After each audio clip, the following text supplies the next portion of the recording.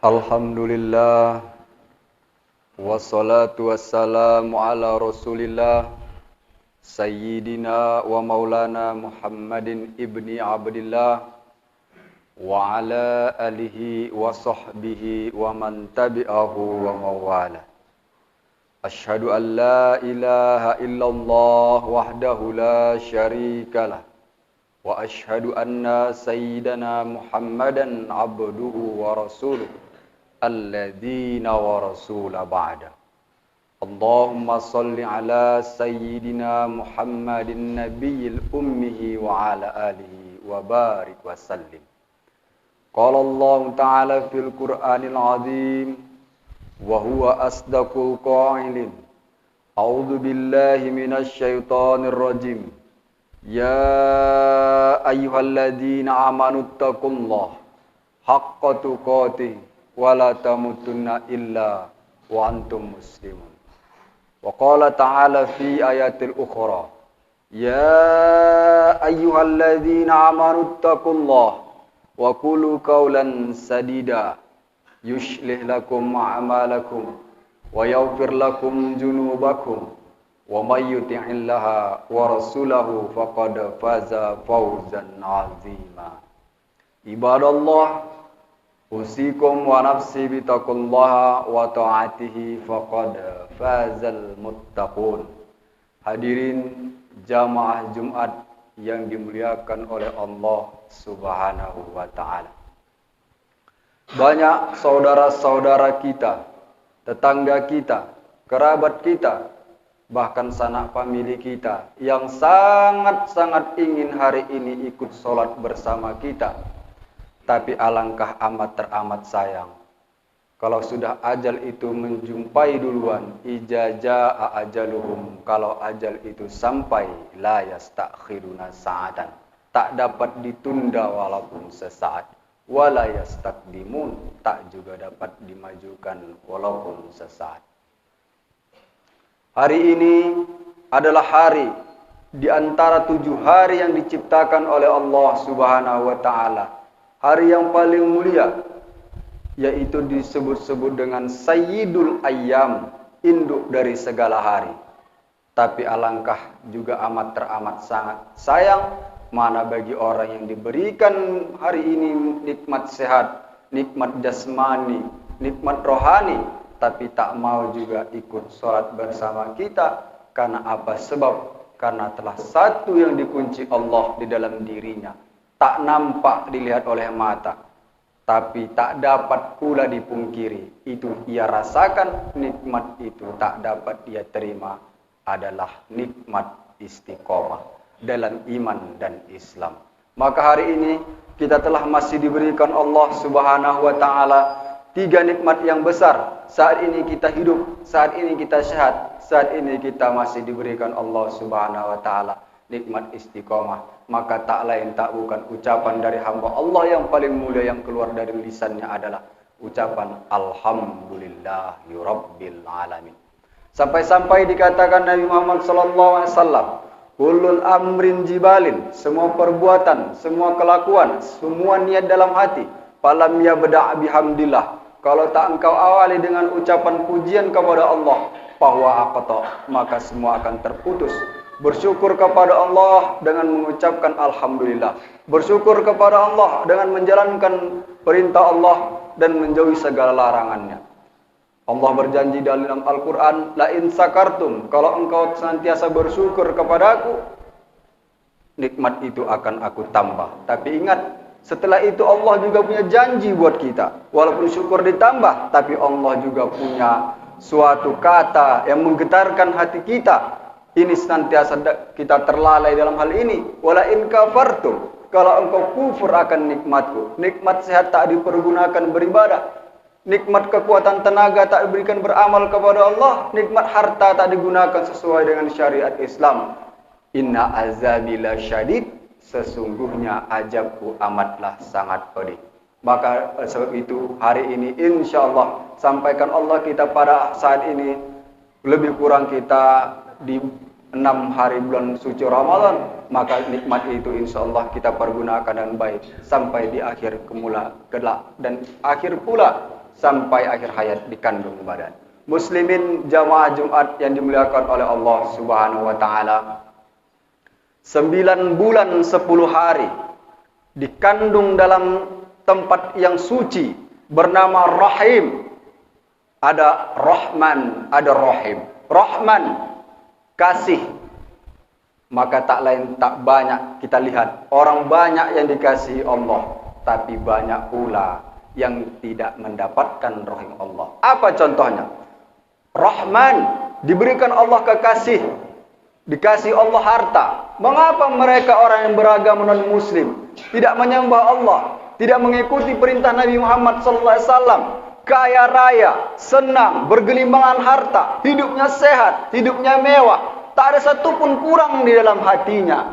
Tidak ada satupun kurang di dalam dirinya. Mengapa itu diberikan? Mengapa orang yang beriman senantiasa dibuli, dikriminalisasi, dicaci, kemiskinan, melarat, sumpah serapah? Mengapa itu terjadi?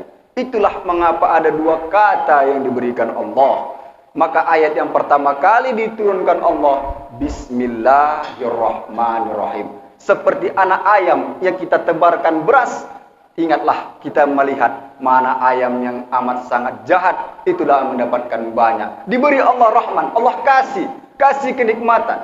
Tapi sesungguhnya Allah selanjutnya mengatakan di dalam Al-Quran, Inni kaidi matin. Maka sesungguhnya mereka itu adalah di dalam tipu dayaku. Itulah mengapa hari ini kita berkumpul, beramai-ramai, mengagungkan agama Allah, salat menghadap Allah. Kita ingin mendapatkan Rahman dan Rahim. Itulah mengapa 99 bulan 10 hari kita dikandung, maka terlahirlah kita ke dunia. Dibisikkan orang tua kita, apa yang dibisikkan pertama kali keluar, apa yang diucapkan pertama kali keluar, tak lain tak bukan adalah asyhadu alla ilaha illallah wa asyhadu anna Muhammadar Rasulullah. Maka pun anak tersebut dididik, disekolahkan dari mulai tingkat yang pertama adalah tingkat TK, selanjutnya SD, maka ia pun sampai ke telinganya kita juga ucapkan bahwa ada ucapan yang paling besar. Ucapan itu ialah bahwa orang baik akan bahagia, orang yang jauh dari Allah akan susah dan sengsara. Itu yang pernah kita ucapkan. Maka selanjutnya ia pun pergi ke sekolah. Lalu guru pun mengucapkan, orang baik akan bahagia, orang yang jauh dari Allah akan susah dan sengsara. Begitu kemudian ia pergi sholat ke masjid, maka sang imam pun mengumumkan bahwa hari ini jangan pulang dulu, ada sebentar kultum dari al-ustadz ingin berceramah. Maka ia dengar dari telinganya kembali, orang baik akan bahagia, orang yang jauh dari Allah akan susah dan sengsara. Tapi apa yang terjadi? Ketika ia tumbuh dewasa, dia mulai melihat dunia, dia mulai mengalami jerih payahnya di dunia ini. Maka otaknya pun berpikir, ternyata selama ini omongan orang tuaku, guruku, ustadz hanya adalah hoax semata. Ingat, inilah yang menjadikan anak-anak muda menjadi 2 mazhab. Mazhab yang pertama bernama ateis. A, tidak. T, Tuhan. Is, keyakinan. Keyakinan yang tidak meyakini akan adanya Tuhan. Itulah keyakinan yang pertama. Baru keyakinan yang kedua adalah mungkin Tuhan pernah ada, tapi kini dia sudah mati. Ini adalah yang dibawa keyakinan orang Jerman. Maka sampai saat ini itu masih ada di dalam otak-otak orang muda, karena ia tidak yakin. Mari kita analogikan. Kalaulah yang dikatakan orang yang dekat dengan Allah itu bahagia, yang jauh dari Allah itu sengsara, maka yang dekat dengan Allah itu adalah Fir'aun, karena yang tersakiti adalah Musa. Kalaulah orang yang dekat dengan Allah itu bahagia, yang jauh dari Allah akan sengsara, maka yang paling dekat dengan Allah adalah Raja Namrud, karena yang ingin dibakar oleh Musa. Maka tidak seperti itu analoginya. Maka ada istilah dikatakan Allah Subhanahu wa taala istidraj, kuulur nikmat yang sehat, kuulur hartanya banyak, kuulur kekuasaannya hebat, gagah dan perkasa. Tapi sesungguhnya itu adalah dalam tipu dayaku, sehingga nanti sampai ajal itu datang, dia tak dapatkan sedikit pun apa yang aku pernah janjikan, apa yang pernah aku berikan. Itulah mengapa hari ini kita berlapar-lapar, menahan haus, kering rontang tenggorokan. Tak lain tak bukan adalah inilah ujian yang paling besar. Orang yang kuat bukan orang yang menang bergulat. Orang yang kuat bukan orang yang gagah perkasa, bekerja keras. Orang yang kuat bukan banyak harta. Orang yang kuat bukan dalam permainan apapun. Tapi adalah orang yang kuat. Man makala nafsahu indal gharab. Orang yang paling kuat di sisi Allah adalah orang yang menawan hawa nafsunya. Itulah orang yang paling kuat di hadapan Allah Subhanahu wa taala. Oleh sebab itu, nafsu ini banyak, ada zohir, ada batin. Kalau zohir itu bisa nampak, tapi kalau batin itu tak nampak. Sedikit tergores di dalam hati, bercampur aduk dengan keyakinan, bercampur aduk sampai kepada pemikiran, bercampur aduk sampai perbuatan. Maka terjerumuslah kita kepada orang-orang yang merugi. Muslimin jamaah Jumat yang dimuliakan oleh Allah Subhanahu wa taala, ketika ajal itu nanti sampai di pelupuk mata kita, sampai kita melihat ketika dunia ini tidak lagi berputar, kita merasakan sepi, sunyi, gelap, hening. Tak ada satupun yang dapat menolong, yang bisa hanya dibisikkan ke telinga kita mengucapkan la ilaha illallah Muhammadur Rasulullah sampai tiba pada masanya. Pada saat itu tidak ada dapat menolong kecuali pertolongan Allah. Siapa dia? Orang-orang yang senantiasa menggantungkan hatinya ke dalam masjid. Itulah orang-orang yang mendapatkan naungan Allah. Hari ini kita lihat matahari sudah menampakkan wujudnya. Pada saat ini kita berpuasa. Dan satu di antara orang nanti yang mendapatkan naungan Allah adalah rajulun qalbuhu mu'allahun fil masajidan. Orang yang senantiasa hatinya tergantung di masjid. Kalaulah hati itu senantiasa tergantung di masjid, badan boleh di toko, badan boleh di pasar, badan boleh di kantor, tapi azan itu berkumandang, azan itu dikuatkan. Hayya 'alas shalah, mari salat. Hayya 'alal falah, mari menuju kemenangan. Gelisahlah hatinya, tak sabar untuk memenuhi panggilan azan. Pada ketika azan itu sampai pada akhirnya ia pun datang salat berjamaah. Itulah orang-orang yang beruntung insya Allah. Muslimin jamaah Jumat yang dimuliakan Allah Subhanahu wa taala, karena pada ketika Nabi Muhammad SAW mengatakan ketika harta itu dicari pagi, petang, peras, keringat, banting tulang, apa yang dapat mengiringi kita? Dapatkah anak, cucu, cicit, menantu yang menolong kita? Dapatkah harta itu menolong kita? Dapatkah kekuasaan yang menolong kita? Maka Nabi Muhammad SAW mengatakan yatsba'u mayyita salasun, yang mengiringi mayat itu nanti ada 3. Banyak ya Rasulullah, kata sahabat, karena ia kaya, karena ia punya kekuasaan. Itu yang dilihat sahabat Nabi. Apa kata Nabi Muhammad SAW? Yatsba'u mayyita salasun, yang mengiringi mayat itu nanti ada 3. Yang pertama adalah ahluhu, keluarga.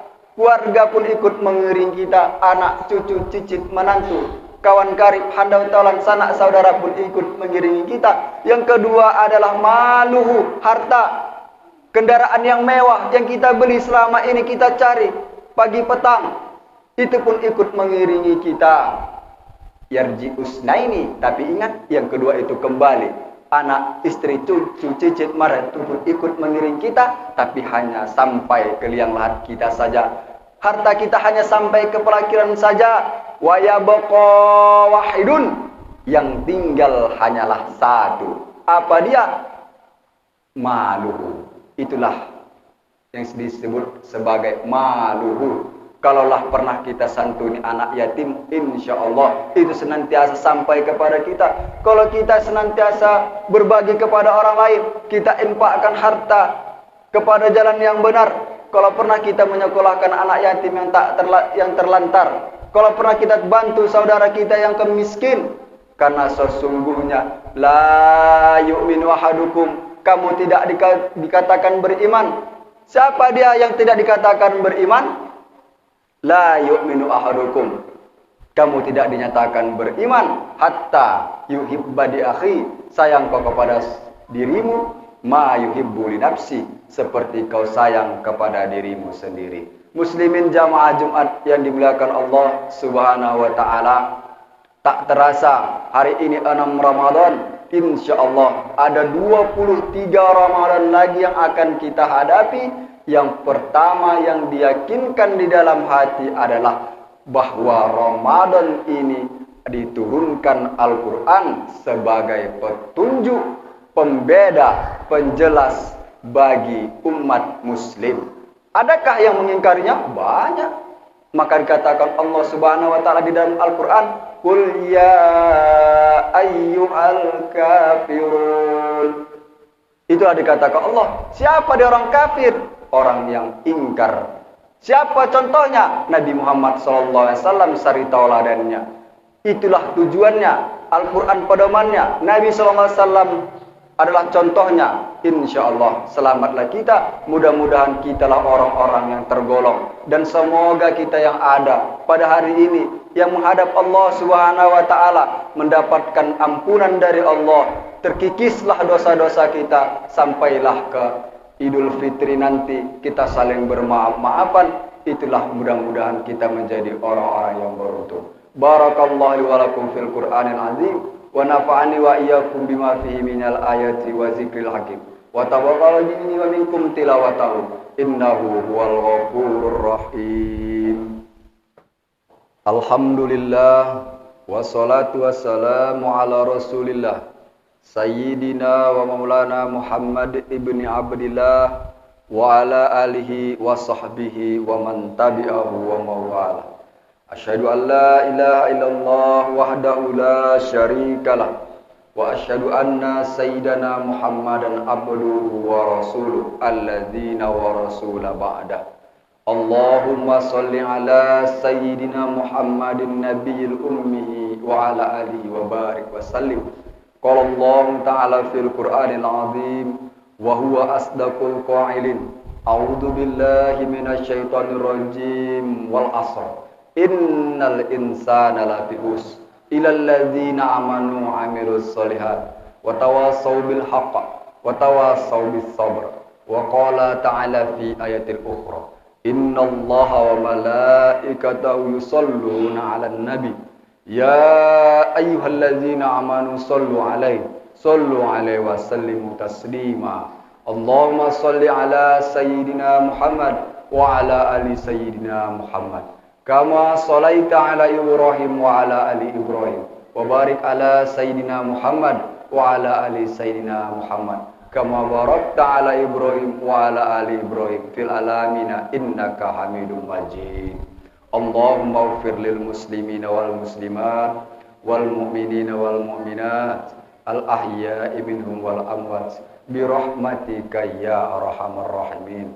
Allahumma izzatil islam wal muslimin wa khuril kafarata wal musyrikin wa dammir a'daka a'da'ad-din ya arhamar rahimin.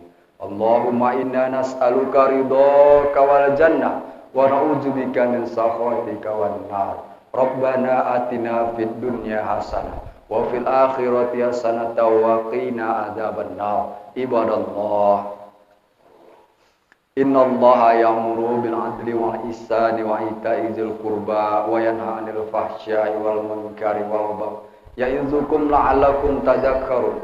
Fadhkurullahal 'azima yazkurkum was'aluhu min fadlihi yu'tikum wala dzikrullahi akbar wallahu ya'lamu ma tasna'un. Aqimis shalah.